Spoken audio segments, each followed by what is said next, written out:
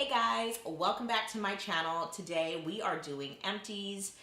I use a lot of product, and for the last 4 to 6 months I've been saving the packaging and the containers of products I have used all up. So we are going to talk about a little over a dozen products that I have used up all the way, talk about whether or not I would repurchase them, if you should go and purchase them, and we're going to get into it right now. First up is the Garnier Skin Active Micellar Cleansing Water all-in-one. I love this stuff so much. What I've learned is that this is an amazing product to double duty with your makeup wipes. If your makeup remover wipes are a little bit on the dry side, I just like to add a few drops in like the package that your wipes come in, and it really just does wonders. Next up is a sunscreen. This is the Lancome Bienfait UV 50 Plus. If you're not wearing SPF, I don't care how old you are. I don't care if you black, you white, you Asian, you Indian. It doesn't matter. You need to be wearing SPF. It is huge. It is going to add years to your life, and it makes your skin smoother. This is something that lasted me for like almost 6 months. It was really lightweight, wasn't oily, did not leave that icky gray residue that a lot of sunscreens tend to do. Really good stuff, absolutely would repurchase. You definitely should give this a try. Next up is the Derma E Vitamin C Renewing Moisturizer. I love this stuff. I loved it so much that I kept on trying to pump stuff out of it.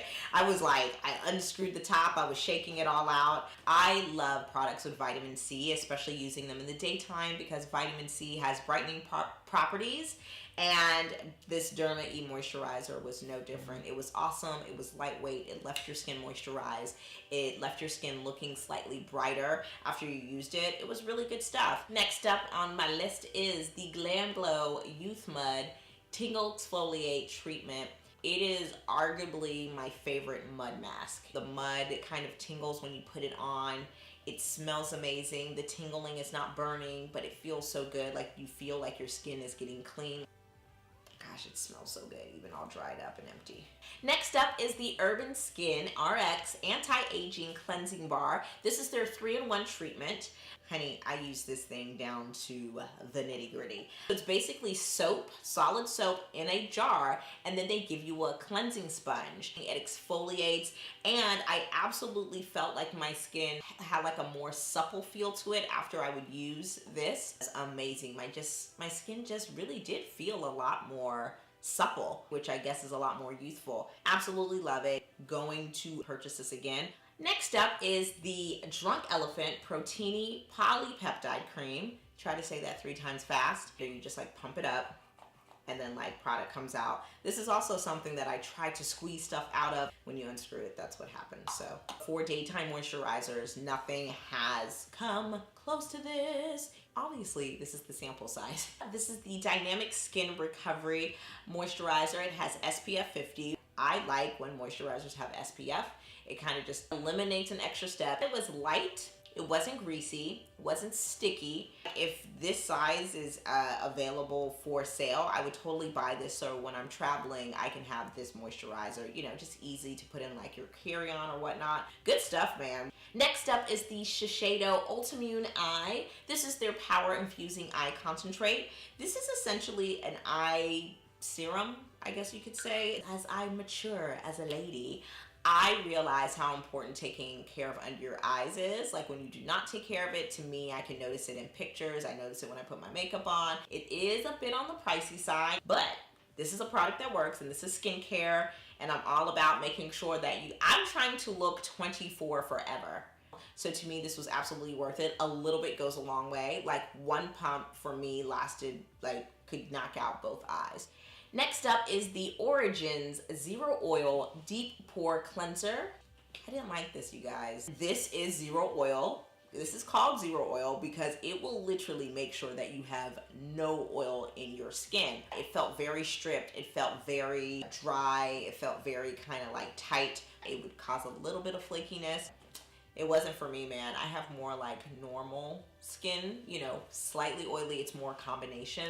And that really happened after I had a baby. After I had my first daughter, my skin kind of like chilled out. And then I had another baby and I feel like it kind of chilled out even more. So this guy just wasn't for me. Next up is the Rosemary Mint Body Polish from Aveda.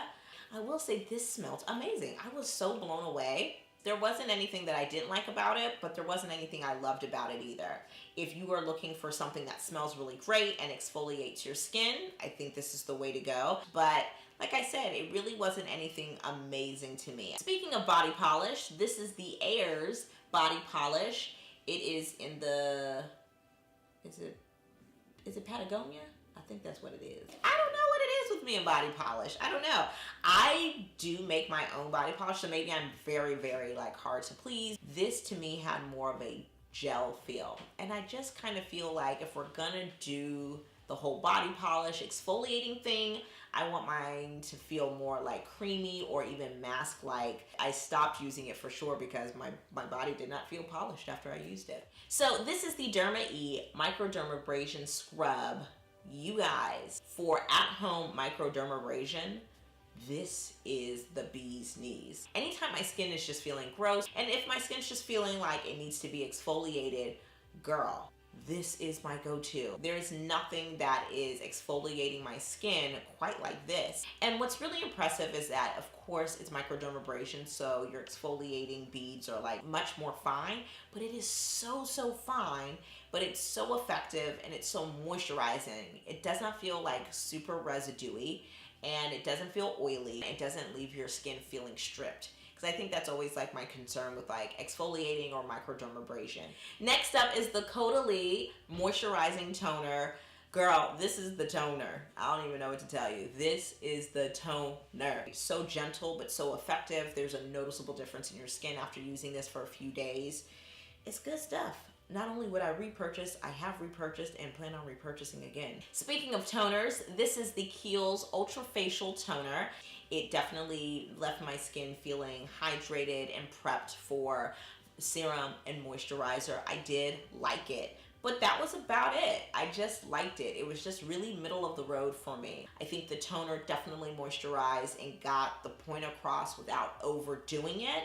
But like I said, now that I found the Caudalie toner, right now that works for me a little bit more than this. Next up is the MAC Prep and Prime Fix Plus. This is my favorite setting spray on the planet. Every time I do an Empties video, you will probably see one of these.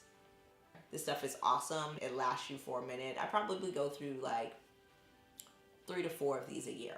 This is the Halo Hydrating Perfecting Powder. This is in light medium. This was my powder for a while, and I really had even mentioned it in a few favorites videos. And I thought like it really did not like leave me looking super bright.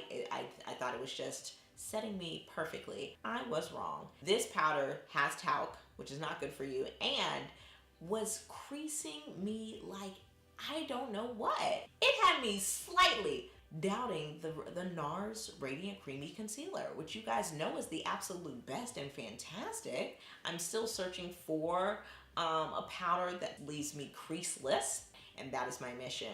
If you have a suggestion on a really good powder that sets you without creasing, let me know in the comments below.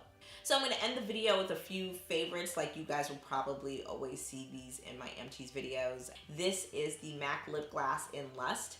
It is my favorite lip gloss on the face of this earth. The color is perfect, and I think that MAC nailed it with this lip gloss.